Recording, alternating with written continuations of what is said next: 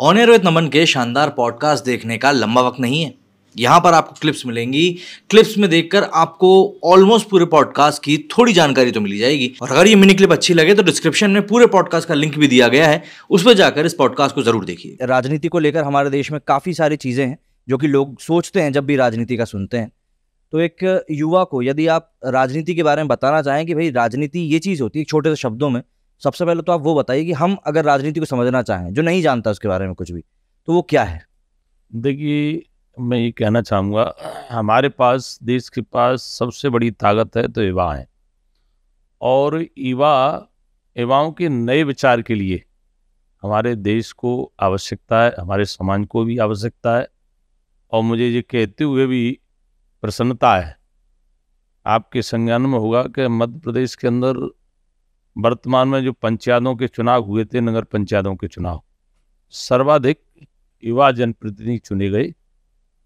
इसका मैं ऐसा मानता हूँ कि युवाओं के आने से एक तो एक नई सोच के साथ, नए सुझाव के साथ हमारे देश को, हमारे प्रदेश को जो ताकत मिलेगी काम करने की, वो नई ऊर्जा के साथ मिलेगी।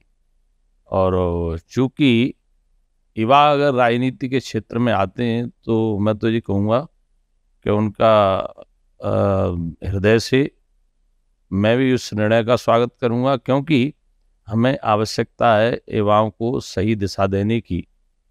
युवा ही हमारे राष्ट्र की पूंजी है। तो राष्ट्र को परम वैभव तक पहुंचाने के लिए, राष्ट्र को और मजबूती प्रदान करने के लिए मोदी जी के नेतृत्व में जिस तरह से देश नित नई ऊंचाइयां छू रहा है, उसको और मजबूती देने के लिए युवाओं का आना देश हित में बहुत जरूरी है, समाज हित में। आपने मोदी जी का जिक्र किया। एक चीज़ जो मैंने महसूस करी है खुद में भी और मेरे आसपास जो लोग हैं, कि मोदी जी के आने के बाद से युवाओं में राजनीति के प्रति रुचि कुछ बढ़ी है।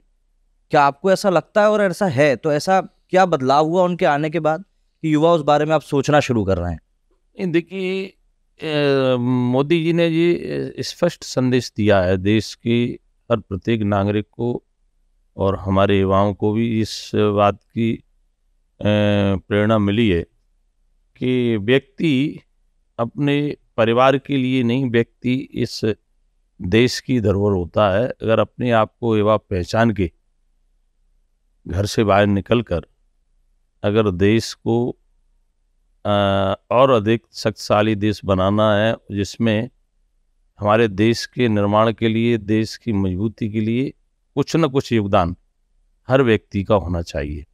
इसलिए जिस तरह से मोदी जी का काम है, जो विजन है, उसको देखते हुए युवाओं का राजनीति की तरफ झुकाव हुआ है, ऐसा मैं मानता हूँ। झुकाव की बात करते हैं सर, तो आपने कब समझा कि नहीं राजनीति आपके लिए है? या कोई वो किस्सा जो आप साझा करना चाहें कि नहीं इस समय पर मुझे लगा कि नहीं राजनीति में मेरा भविष्य हो सकता है? देखिए, मैं व्यक्तिगत अपने जीवन के बारे में बात करूं तो मैं ऐसे क्षेत्र से आता हूं जो पिछड़ा क्षेत्र था, विकास के मामले में अत्यंत पिछड़ा हुआ क्षेत्र था। न सिंचाई की सुविधा थी, न चलने के लिए रोड थी, न ठीक प्रकार से बिजली की व्यवस्था थी, न स्वास्थ्य के लिए ठीक प्रकार से कोई। इस क्षेत्र से मैं आता हूँ, पूरा जंगल से लगा हुआ क्षेत्र था। चूँकि छात्र जीवन से ही मुझे ऐसा लगा कि मैं भी अपना योगदान अगर परिवार के अलावा इस समाज को, इस क्षेत्र को अगर दे सकता हूँ तो मुझे ज़रूर राजनीतिक क्षेत्र में जाना चाहिए। तो आपको ये बताते हुए मुझे प्रसन्नता है कि चूँकि मेरी शुरुआत पंच जो बनता है वार्ड से, वहाँ से शुरुआत हुई। क्षेत्र के बारे में आप बताइए, कहाँ से आते हैं? मैं क्षेत्र 14 ग्वालियर ग्रामीण विधानसभा है, और यहाँ संगीत सम्राट तानसेन जी की जन्म स्थली है बेहट के समीप ही मेरा गांव आता है, दंगियापुरा। और दंगियापुरा मेरा गांव ऐसा है, ग्वालियर जिले का अंतिम बॉर्डर पे गांव है। ऐसा अंतिम बॉर्डर पे गांव है। तो आप सोच लीजिए, आज से 25 साल पहले, 2000 पहले के क्या स्थिति होगी। न तो चलने के लिए अच्छी रोड थी। मुझे वो भी दिन याद थे जब मैं पैदल 5 किलोमीटर स्कूल है रनिंगमा गांव, मिडिल स्कूल था, तब 5 किलोमीटर पैदल पढ़ने के लिए हम लोग जाते थे। न तो रोड था, न कोई साधन था।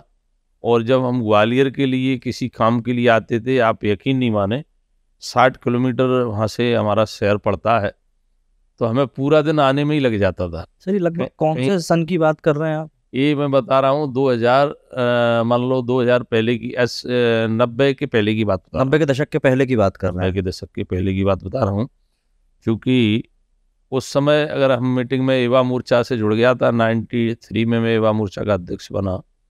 तो जब हम मीटिंग के लिए आते थे तो किसी मेटाडोर वैसे प्राइवेट वाहन से बैठ के आते थे, तो कहीं पंचर हो जाता था। पूरा दिन कभी कभी तो हमारी मीटिंगें चूक जाती थी।